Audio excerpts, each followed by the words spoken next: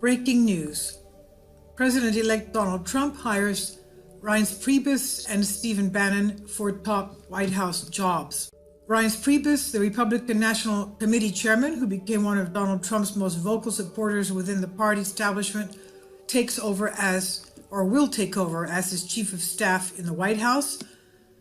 Priebus was one of the two frontrunners for the job, the other being Breitbart head and Trump campaign president and CEO Stephen Bannon. Bannon was given the job as Trump's chief advisor and strategist instead. President-elect Trump said in a statement, "I am thrilled to have my very successful team continue with me in leading our country. Steve and Reince are highly qualified leaders who worked well together on our campaign and led us to a historic victory. Now I will have them both with me in the White House as we work to make America great again." And Priebus, of course, and Bannon were pleased with their new jobs. Priebus said in a statement, "It is truly an honor to join President-elect Trump in the White House as his chief of staff. I'm very grateful to the President-elect for his opportunity to serve him and this nation as we work to create an economy that works for everyone, secure our borders, repeal and replace Obamacare, and destroy radical Islamic terrorism. He will be the great president for all Americans."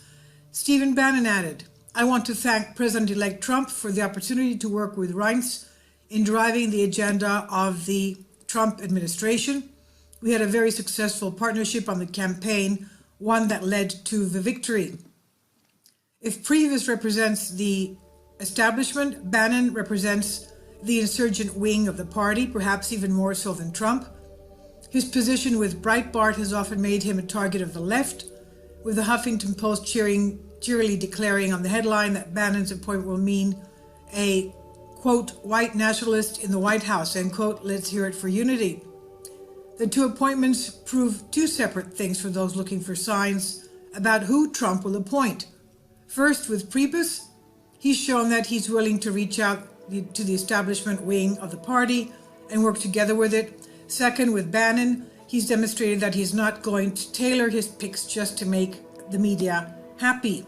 So it'll be an interesting couple of weeks to see who else the President-elect Donald Trump will choose. Now, concerning Stephen Priebus, this is what the Times of Israel says of him. Trump's campaign is chaired by a man, Stephen Bannon, who, when he's not politicking, is CEO of a site, Breitbart, that has become a clearinghouse for the alt-right, where these themes are immediately recognizable as attaches to conspiracies that indict Jews.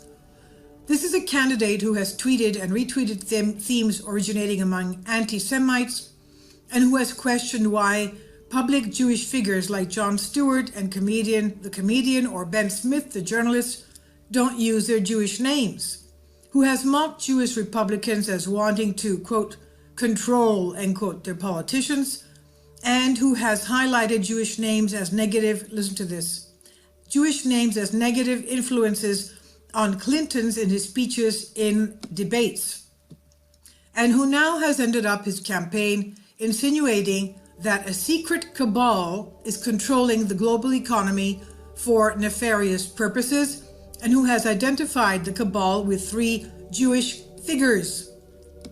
And of course, that's what the Times of Israel say in their date, November 8th, 2016. I'll leave a link below for you for that as well. Concerning Trump, is it that Trump ad, is it anti-Semitic? So, well, that's Stephen Bannon's prerogative. That's his viewpoint. Obviously, he's got some facts, and that's why evidence, and that's why he's saying that the global cabal is headed by 3 Jews. Anyway, congratulations to our president-elect. He's got a fantastic team already being chosen next to him, and we'll keep an eye out on who else will be on his team of advisors. I'll leave a link below for you for this on the Conservative Tribune.